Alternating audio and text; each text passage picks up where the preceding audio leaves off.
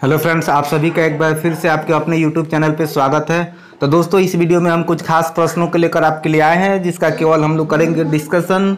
कुछ इसमें ऐसे प्रश्न हैं जो आपके पोइट्री के फॉर्म से रिलेटेड हैं, जो आप पढ़े हैं दोस्तों उसी का रिवाइज इसमें करेंगे। हाँ दोस्तों, इसमें एक प्रॉब्लम है कि एक दो पेज जो होगा जिसमें आप क्वेश्चन को अच्छे से नहीं पढ़ पाएगा, तो दोस्तों आप उसे केवल ऑडियो से ही काम चला लीजिएगा। तो चलिए दोस्तों, आज के वीडियो को शुरू करते हैं। और पहला क्वेश्चन है आपका कि who calls poetry a speaking picture with the end to teach and delight.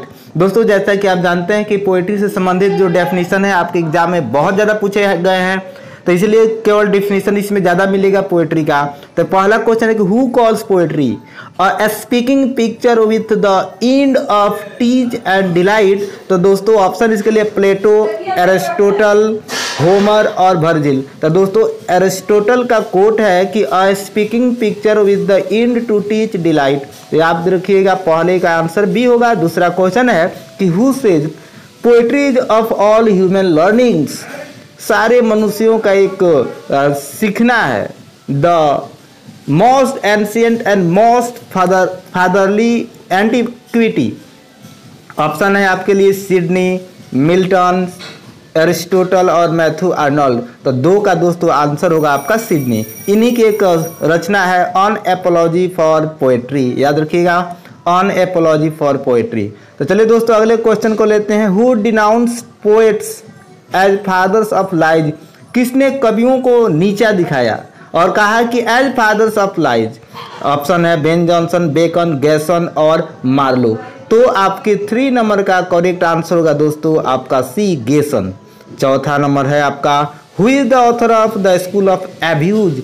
Abuse के रचनाकार कौन है? तो दोस्तों अभी जो आपको मिले हैं गैसन, तो 4 का ए हो जाएगा गेसन। तो याद रखिएगा, यहाँ पे आपको रिलेट भी कर सकते हैं।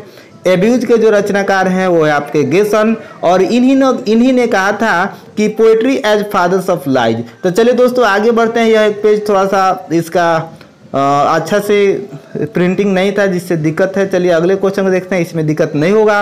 Who put poets, pipers, players and gestures in one group and called them caterpillars of commonwealth. 5 number सवाल का दोस्तों ऑप्शन है आपके लिए Sidney, Matthew Arnold, Gosson and Bacon. तो दोस्तों इसका भी करेक्ट आंसर होगा आपका गेसन।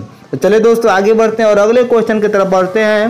Poetry is a criticism of life under the conditions fixed for such a criticism by the laws of poetic truth and poetic beauty.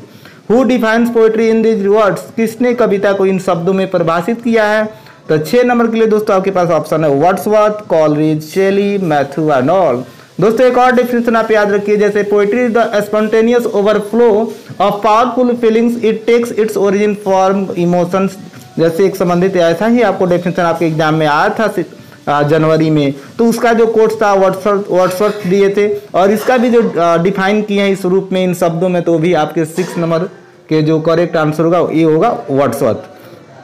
अगला question है कि poets are the unacknowledged legislators of the world. Who said this. किसने कहा? 7 number के लिए दोस्तों option है Wordsworth, Shelley, Matthew Arnold, Walter Pater. तो दोस्तों पीबी शेली बोले थे कि poets are the unacknowledged legislators of the world.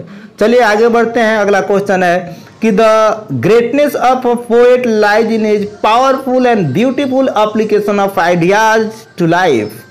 To the question how is life, whose observation is this. 8 number का ऑप्शन है आपके लिए ड्राइडेन, डॉक्टर जॉनसन, वर्ड्सवर्थ और मैथ्यू आर्नोल्ड। दोस्तों इस कोट को किए थे आपके मैथ्यू आर्नोल्ड। तो चलिए आगे बढ़ते हैं। यहाँ पे दोस्तों थोड़ा सा आपको प्रॉब्लम होगा, लेकिन ध्यान से सुनिएगा। Poetry is the spontaneous overflow of powerful feelings. It takes its origin from emotions recollected in tranquility. This is Wordsworth's definition of poetry. Where does he give this definition? इतना तो क्लियर है कि ये जो दोस्तों डेफिनेशन है वो आपका वर्ड्सवर्थ का है, लेकिन इस डेफिनेशन को कहाँ दिए थे इसके लिए दोस्तों ऑप्शन है, ध्यान से सुनिएगा। In the preface to prelude, या in the preface to the lyrical ballads, option number B, और सी है in a letter to Coleridge, और डी ऑप्शन है in the preface to his complete poetic work. तो दोस्तों correct answer होगा B, in the preface to lyrical ballad. 9th का answer correct होगा B. लेकिन आप याद रखिएगा जो लिखा है prelude, lyrical ballads, letter to Coleridge या एक पोइटिकल वर्क्स, ये सभी आपके वर्ड्सवर्थ की ही रचना है, इससे यह चीज क्लियर होता है। अगला क्वेश्चन है कि poetry is not a formula which 1000 flappers and hobbled boys out to be able to master in a week without any learning. दोस्तों फ्लेपर्स बॉय मिस होता है शौकीन महिला, और हॉबल्ड होज मिस होता है आपका अल्हड़। तो ये जो ऑप्शन है, मतलब पोएट्री कोई शौकीन नहीं है जो बिना किसी ट्रेनिंग के ऐसे ही सीख जाए। ऑप्शन है T S. Eliot, Edmund Gosse, I A. Richards और एफ.आर. लेविज। तो 10 नंबर के लिए आपका जो करेक्ट आंसर होगा दोस्तों एडमंड घोष। तो चलिए दोस्तों आगे बढ़ते हैं, अब कोई दिक्कत नहीं होगा, आपके सारे पेज क्लियर मिलेंगे। Verse is only on ornament and no case to poetry. Who said this view, who holds this view, मैंने किसने यह विचार रखा कि verse is only on ornament and no case to poetry. तो 12 नंबर के लिए जो ऑप्शन है दोस्तों आपका वर्ड्सवर्थ, मिल्टन, सिडनी और कॉलरिज। तो करेक्ट आंसर होगा 12 का होगा आपका सी। तो आगे बढ़ते हैं। A great poem is a fountain forever overflowing with the waters of wisdom and delight, a source of unforeseen and unconvinced delight. Who says this? 13 number के लिए ऑप्शन है सिडनी, शेली, सिडनी, वर्ड्सवर्थ और टी.एस. इलियट। तो दोस्तों आपका correct answer होगा शेली, 13 का A. 14 है the Greeks called their poets. बहुत ही अच्छा सवाल है दोस्तों। ग्रीक लोग अपने कवियों को कहते थे वेट्स। What is the meaning of this term? तो भेड़ से क्या अर्थ है? 14 नंबर के लिए जो ऑप्शन है आपका इमिटेटर्स, क्रिएटर्स, एरिस्ट्स और फिलोसफर्स। तो 14 का बी हो जाएगा। क्रिएटर्स बोलते थे। As to the poetical character itself, it has no character, the poet has no identity, he is certainly the most unpoetic of all God's creature. Whose observation is this? Option Wordsworth, Shelley, Keats, Tennyson. तो option आपका John Keats यहाँ पे correct answer होगा। दोस्तों video अच्छा लग रहा है तो प्लीज लाइक कीजिए, और चैनल पे नए हैं तो चैनल को सब्सक्राइब कीजिए और वीडियो को ज़्यादा से ज़्यादा शेयर कीजिए। तो चलिए दोस्तों आगे बढ़ते हैं, और आगे आपको कुछ वर्क्स का लिस्ट मिलेगा और इस लिस्ट पे आधारित फिर क्वेश्चन होंगे। तो दोस्तों यहाँ पे लिखा है आईलिड, तो नेम ऑफ द पोएट, इसका अर्थात इसके रचनाकार कौन है, और तब मिलेगा कि country to language which the poet belongs, और ये भी मिलेगा कि मतलब इसको किस लैंग्वेज में लिखा गया और जो कवि है उस किस भाषा से में संबंधित है। तो आइलिड के रचनाकार हैं होमर। तो आइलिड और ओडेसी के रचनाकार हैं दोस्तों होमर, और इसको ग्रीस में लिखा गया और ग्रीस भाषा के वो लेखक थे। अब है एनीड का जो रचनाकार है Virgil, Beowulf, poets name not non, कवि का नाम मालूम नहीं है। एंग्लो सेक्शन या प्री क्रिश्चियन एरा बोलेंगे इसको, और डिवाइन कॉमेडी आप जानते हैं दांते, और लैटिन में इसको लिखा गया है दोस्तों। आगे बढ़ते हैं और यहाँ भी आपको कुछ वर्क्स मिलेंगे। जेरूशलम एंड डिलीवर्ड, तासो ने इसे लिखा है रोमन इटालियन में, और Lusiad Camoens, Paradise Lost John Milton English में लिखे हैं, और फेरी क्वीन स्पेंसर लिखे हैं इंग्लिश में। मोर्टेडो ऑर्थर टेनिसन लिखा है, याद रखिएगा इंग्लिश में ही लिखे हैं, और रामायण महर्षि वाल्मीकि, और रामचरितमानस याद रखिएगा तुलसीदास। तो जो आपका रामायण है, जो हम रामायण बोलते हैं, वह महर्षि जो वाल्मीकि का था वो आपका संस्कृत में था, और रामचरितमानस जो है दोस्तों हिंदी में है, इसे हम अवधी भी बोल सकते हैं। तो पहला क्वेश्चन है इसमें कि which according to you is the first great epic. तो सबसे पहले जो बड़ा ग्रेट एपिक था वो कौन था? ऑप्शन है पैराडाइज लॉस्ट, एनिड, आइलिड और मोर्टेड ऑर्थर। तो दोस्तों आइलिड है इसमें सबसे पहला ग्रेट एपिक। तो चलिए दोस्तों आगे बढ़ते हैं दूसरे क्वेश्चन पे कि who is the author of Beowulf. Beowulf के रचनाकार कौन है? तो दोस्तों ऑप्शन है वर्जिल, तासो, डांते और नॉन ऑफ दिस। तो दोस्तों आप जैसा कि जानते हैं कि इसके रचनाकार का नाम अननोन है, तो यहाँ पे नहीं होगा, डी करेक्ट आंसर होगा। तो चलिए दोस्तों आगे बढ़ते हैं और अगले क्वेश्चन पे बढ़ते हैं। थोड़ा सा इसको आप अच्छा से ऑडियो सुन लीजिएगा, क्लियर हो जाएगा। Who is the author of Odyssey. Odyssey के रचनाकार कौन है? ऑप्शन है वर्जिल, होमर, डांते और सोफोक्लस। तो 3 का आपका बी हो जाएगा करेक्ट आंसर बी, होमर। तो ओडेसी के रचनाकार है आपके दोस्तों होमर। 4 नंबर है कि an epic is divided into several books. एक इपिक को बहुत से किताबों में बांट सकते हैं। How many books are there in Homer's Iliad. तो होमर्स का जो आइलिड था उसमें कितने बुक थे? ऑप्शन है 6, 10, 12 और 24। तो याद रखिएगा 24 बुक्स थे। होमर के आइलिड में 24 बुक्स थे। तो आगे बढ़ते हैं। How many books are there in Virgil's Aeneid. तो वर्जिल्स की जो एनिड है इसमें कितने थे? तो दोस्तों इसके लिए आपका ऑप्शन है 6, 10, 12 और 20। तो याद रखिएगा 12 थे। करेक्ट आंसर होगा सी।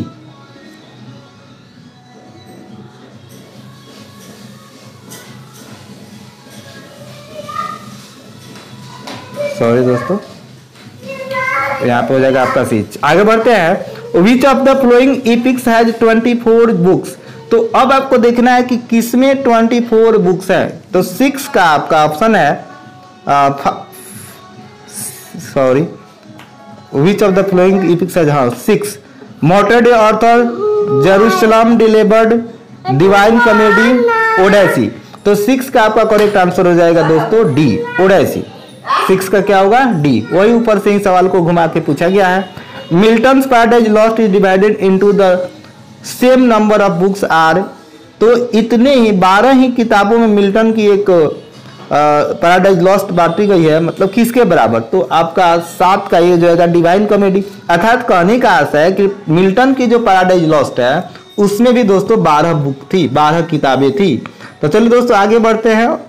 Milton's Paradise Lost is divided into the same number of books. वही सेम क्वेश्चन है दोस्तों। दोस्तों थोड़ा सा पिक्चर क्वालिटी कम है, इसके लिए माफ कीजिएगा, थोड़ा सा प्रॉब्लम है, अच्छा प्रिंटिंग नहीं था। 8 नंबर सवाल है कि Spenser's Faerie Queene was planned to complete in 12 books but he was able to complete only. दोस्तों अब यहाँ पे आप जो पढ़ रहे हैं स्पेंसर्स फेरी क्वीन के रचनाकार है। अब यहाँ पे जानना है कि वो कितने किताबों में इसको लिखने का योजना बनाए थे। तो इसके लिए आपका ऑप्शन 12 बुक में लिखने के लिए योजना बनाए थे, लेकिन वह मात्र केवल 6 बुक्स में ही कंप्लीट कर पाए। तो 8 का आपका करेक्ट आंसर हो जाएगा बी। आगे बढ़ते हैं। Name the epic written by Tasso. तो तासो क्या कोई एक इपिक है जिसका आपको नाम बताना है? तो यहाँ पे हो जाएगा जेरूशलम डिलीवर्ड। 9 का ए हो जाएगा जेरूशलम डिलीवर्ड। अगला है कि who is the hero of होमर्स Iliad. तो होमर्स की जो दोस्तों आइलिड है उसमें आपका हीरो कौन है? जो 10 नंबर आपका सवाल है, ये आपका ऑप्शन है हरकुलस, ओडेसियस और एक्लिस। तो एक्लिस हीरो है। अगला है कि who is the hero of Odyssey. तो ओडेसी का हीरो कौन है दोस्तों? तो इसमें आपका हो जाएगा ओडेसियस, नाम से ही जुड़ा हुआ है Odysseus. What is the central name of होमर्स Iliad. तो सेंट्रल नाम क्या है? तो दोस्तों यहाँ पे हो जाएगा the jars war, the Trojan wars. तो चलिए दोस्तों आगे बढ़ते हैं।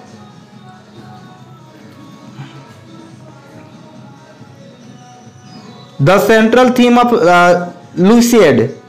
ऑप्शन है द भेग ऑफ ओडेसियस। तो 13 नंबर का आपका सी आंसर होगा यहाँ पे दोस्तों। वास्को डे गामाज बोयाग टू इंडिया। तो याद रखिएगा लुसियाड में इसमें वास्को डी गामा की जो इंडिया की समुद्री यात्रा है उसका वर्णन है। Who is next in command after Satan in the Paradise Lost. तो पैराडाइज लॉस्ट के बाद कौन आता है कमांड में? तो 14 का दोस्तों आपका बी हो जाएगा ब्लिजी बॉब।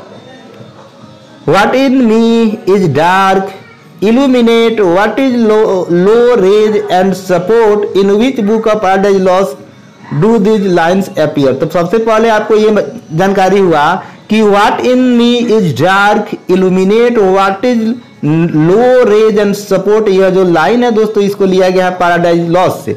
अब आपको जानना है कि इसको किस बुक से लिया गया है। तो ये आपका रहेगा book first, in book first में ही मिलेगा। और पैराडाइज लॉस्ट 12 बुक में है। फर्स्ट में इसका 10 था, बाद में 2 बढ़ाया गया। 1967 में 10 बुक में पब्लिश हुआ था और 1974 में 12 में। Which book of Paradise Lost begins with on innovation to light. तो यहाँ पे 16 का जो दोस्तों आपका हो जाएगा book number 3। How many books are there in Spenser's Faerie Queene. तो दोस्तों स्पेंसर्स फेरी क्वीन में स्पेंसर प्लान किए थे 12 बुक लिखने के लिए, लेकिन केवल 6 ही कंप्लीट कर पाए। तो यहाँ पे आपका 17 का करेक्ट आंसर होगा दोस्तों सी। तो चलिए आगे बढ़ते हैं। अगला क्वेश्चन है कि how many books are there in Spenser's Faerie Queene, तो 6 होगा। और who is the hero of Spenser Faerie Queene, तो स्पेंसर के फेरी क्वीन का हीरो कौन था दोस्तों, तो यहाँ पे होगा आपका किंग आर्थर होगा। इसका हीरो कौन थे, किंग आर्थर। 18 नंबर का सी। 19 पे बढ़ते हैं। Whom does Spencer dedicated his fairy queen, तो दोस्तों आप जानते हैं कि एलिजाबेथ से मदद पाने के लिए, उनका सपोर्ट पाने के लिए इसको लिखे थे। What is Spencer's motto in writing his fairy queen? To please and honor Queen Elizabeth, to justify holiness and greater। यहाँ पे आपका करेक्ट आंसर होगा दोस्तों ये, to please and honor Queen Elizabeth। तो दोस्तों आपका अगला सवाल है कि one of the following poets has written a mock heroic poem, locate him. तो किसने लिखा है स्विफ्ट, ड्राइडेन, पोप और डॉक्टर जॉनसन। तो यहाँ पे हो जाएगा अलेक्जेंडर पोप, करेक्ट आंसर होगा सी। आगे बढ़ते हैं कि विच of the following is a mock heroic poem. नीचे दिए गए रचनाओं में कौन सा एक मॉक हीरोइक पोएम है, तो यहाँ पे दोस्तों है पिलग्रिम्स प्रोग्रेस, इसके रचनाकार है जॉन बनियान, Gulliver's travels, Jonathan Swift, Robinson Crusoe और रेप ऑफ द लॉक। तो दोस्तों यहाँ पे 2 का जो करेक्ट आंसर होगा वो डी। आगे बढ़ते हैं, who is the heroine of the Rape of Lock. तो रेप ऑफ लॉक की दोस्तों हीरोइन कौन है, ऑप्शन है फ्लोरिया, बेलिंडा, मेरिंडा और बेटी। तो बेलिंडा इसकी हीरोइन है, 3 का बी होगा। The battle of the frogs and mice is a mock heroic, it is written by a Greek poet, a Latin poet, an Italian poet या रोमन पोएट। तो दोस्तों 4 का करेक्ट आंसर हो जाएगा a Greek poet. A mock epic poem क्या होता है, is a satire on real epic, is a parody of real epic, is an imitation of real epic या is another version of real epic. तो दोस्तों 5 का correct answer होगा is a parody of. 6 number सवाल आगे। तो चलिए दोस्तों आगे बढ़ते हैं। Homeric scene of battles are parodied in the Rape of the Lock. तो दोस्तों इसका करेक्ट आंसर होगा आपका A, by a game of cards. अगला क्वेश्चन है कि the Rape of Lock is written by. तो द रेप ऑफ लॉक को किस शैली में लिखा गया है, तो दोस्तों आपका इसमें ऑप्शन होगा हीरोइक कपलेट, करेक्ट आंसर होगा heroic couplet. How many cantos are there in Rape of Lock. तो रेप ऑफ लॉक में दोस्तों कितने कांटो थे, तो आपका 8 नंबर का करेक्ट आंसर होगा सी, 5 कांटोज। आगे बढ़ते हैं। अ लार्ज नंबर ऑफ साइफास, चलिए दोस्तों बेलिंडा, चलिए जो भी इंपॉर्टेंट है उन्हीं को अब हम लोग देखेंगे। दोस्तों अब यहाँ पे कुछ आपके लिए पॉइंट्स है जिनको तैयार करेंगे तब आगे आपको क्वेश्चन मिलेगा। यहाँ पे है सम सोनेट्स, मतलब कुछ सोनेट्स है जिसका आपको नाम याद करना है। अब टोटल पब्लिशर्स नेम, यहाँ पे केवल पब्लिशर्स के नाम से ही है। मिसेलेनी ऑफ सॉन्ग्स एंड सोनेट्स और एड्रेस टू, यहाँ पे हटाइए। फिलिप सिडनी के एक सोनेट्स है, इसको याद रखना है आपको, Astrophel and Stella, address to his beloved. दोस्तों बस केवल नाम देखिए, Spenser Amoretti, Shakespeare sonnets, Henry Constable Diana, Samuel Daniel Delia और Thomas Lodge Phillis, Michael Drayton Idea's Mirror, Fulke Greville, Caelica Milton sonnets, John Donne Holy Sonnets, William Wordsworth काफी important, River Duddon sonnets और Ecclesiastical sonnets, DG Rossetti House of Life, Elizabeth Barrett and Browning, sonnets from the Portuguese, George Meredith, Modern love. तो दोस्तों पहला question है यहाँ पे कि how many lines are there in a Petrarchan sonnet. बहुत ही अच्छा सवाल, अक्सर एग्जाम में मिलता है। तो पेट्राकन सोनेट में दोस्तों 14 लाइन होते हैं। इसको 2 भागों में बांटा जाता है, ऑक्टोट और सेस्टेट। ऑक्टो 8 लाइन का होता है और सेस्टेट 6 लाइन का होता है। What are the first 8 lines of the Petrarchan sonnet called? यहाँ पे 8 होगा, तो यहाँ पे हो जाएगा ऑक्टव। यहाँ पे करेक्ट आंसर होगा दोस्तों सी, ऑक्टव। आगे बढ़ते हैं। What are the last 6 lines of a Petrarchan sonnet is called? तो यहाँ पे हो जाएगा sestet. The last 6 lines of a Miltonic sonnet are divided into 2 groups of 3 lines, each what is group called. तो फोर्थ का दोस्तों होगा आपका टॉर्सेट कहलाता है। याद रखिए, the last 6 lines of a Miltonic sonnet are divided into 2 groups of 3 lines. तो 3 लाइन्स को हम क्या बोलेंगे? टॉर्सेट। याद रखिएगा 3 ग्रुप का क्या होगा? टॉर्सेट। आगे बढ़ते हैं कि how many sonnets in were written by Milton. बहुत ही अच्छा सवाल है दोस्तों। मिल्टन के द्वारा कितने सोनेट्स लिखे गए थे? ऑप्शन है 21, 24, 26 और 20। तो दोस्तों करेक्ट आंसर होगा 24 सोनेट्स लिखे गए थे मिल्टन के द्वारा और शेक्सपियर के द्वारा 154। तो सवाल बहुत ही मजेदार है। How many sonnets in all were written by Shakespeare? तो 154। तो करेक्ट आंसर होगा दोस्तों आपका होगा C. Milton, thou shouldst be leaving at this hour, this is the opening line of a sonnet। तो यहाँ पे किसने इस लाइन को लिखा है? ऑप्शन है आपका शेली, कीट्स, वर्ड्सवर्थ और बायरो। तो दोस्तों यहाँ पे होगा Wordsworth. Who wrote the sonnet series in title Amoretti? तो अमृति से टाइटल करके जो सोनेट लिखे थे दोस्तों कौन थे? ऑप्शन है सिडनी, शेक्सपियर, सैमुअल डेनाइल और स्पेंसर। तो दोस्तों 8 का डी हो जाएगा Edmund Spenser. Sir Philip Sidney wrote a sonnet series address to his beloved, what is series title? तो सर फिलिप सिडनी जो अपने बिलव्ड को एड्रेस करके लिखे थे उस टाइटल का क्या नाम है? तो दोस्तों उसका है एस्ट्रोफेल एंड एस्टेला। एस्ट्रोफेल and Estella. तो ये अपने बिलव्ड को एड्रेस किए थे इसमें। तो एस्ट्रोफेल एंड एस्टेला एग्जाम में बहुत पूछता है। The first collection of songs and sonnet is called Tottel's Miscellany. जो पहला मतलब कलेक्शन किया गया था सॉन्ग्स एंड सोनेट्स को दोस्तों उसे किसने लिखा है? Who was total? तो टोटल कौन थे? तो 10 नंबर का दोस्तों the name of the publisher. तो दोस्तों नेम ऑफ द पब्लिशर थे वो लोग। तो चलिए आगे बढ़ते हैं और आगे कुछ सवाल है। What is the title of the series of sonnets written by Elizabeth Barrett Browning? दोस्तों इसमें हम सिर्फ डिस्कशन कर रहे हैं, आप जो पढ़े हैं उसका रिवाइज कर रहे हैं, न कि मैं आपको कुछ पढ़ा रहा हूँ, क्योंकि पढ़ाने का भी टाइम नहीं है और न ही आपके पास पढ़ने का टाइम है। बस रिवीजन कर लीजिए, रिकॉल कर लीजिए। तो 11 नंबर क्वेश्चन है कि what is the title of the series of sonnets written by Elizabeth Barrett Browning? तो एलिजाबेथ बैरेट ब्राउनिंग की जो सोनेट लिखी गई उसका टाइटल क्या है? तो ऑप्शन 11 का होगा आपका sonnets from the Portuguese. D correct answer होगा। कैप्टन और कोलोरेल और knight in arms, this is the first line of sonnet from by Milton. What is the title of the sonnet? तो 12 का ये होगा when the assault was learn. चलिए दोस्तों सारे क्वेश्चन को आप तैयार नहीं कर सकते हैं, आगे बढ़ते हैं। अदर एसाइड 14 नंबर पे आते हैं कि the sonnet series in title River Duddon sonnets was written by. तो 14 नंबर का आपका करेक्ट होगा डी। कुछ इंपॉर्टेंट सवाल को ही हम देखेंगे। सॉरी 14 का आंसर होगा आपका डी।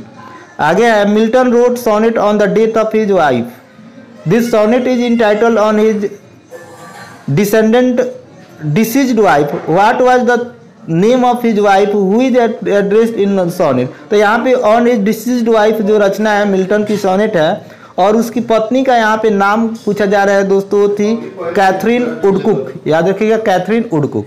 तो आगे बढ़ते हैं और 16 नंबर का सवाल लेते हैं कि they also serve who only stand and wait. दोस्तों यह जो लाइन है ऑन हिज ब्लाइंडनेस से लिया गया है, याद रखिएगा। 16 का आपका करेक्ट आंसर होगा बी। 17 देखते हैं, ये आप 9th में इस पोएम को हम पढ़ा चुके हैं। What is the sonnet series written by Samuel Daniel, उसका टाइटल क्या है? तो 17 के लिए दोस्तों आपका होगा डेलिया। तो डेनियल से Delia. Let me not to be to the marriage of true minds admits impediments. तो दोस्तों इसको which sonnet of Shakespeare begins with this lines? तो दोस्तों 18 का जो करेक्ट आंसर होगा ट्रू लव। याद रखिएगा ट्रू लव, इसका भी हम लोग अध्ययन कर चुके हैं। Who has written the sonnet if thou must love me? 19 number सवाल है किसका सोनेट है? तो यह है Elizabeth Barrett Browning, if thou must love me. Spenser's में Amoretti is a collection of his love lyrics, a collection of love sonnets, a sonnet written on the death of Sidney, a sonnet address to Queen Elizabeth. तो दोस्तों जो 20 का correct answer होगा collection of love sonnets, a collection of love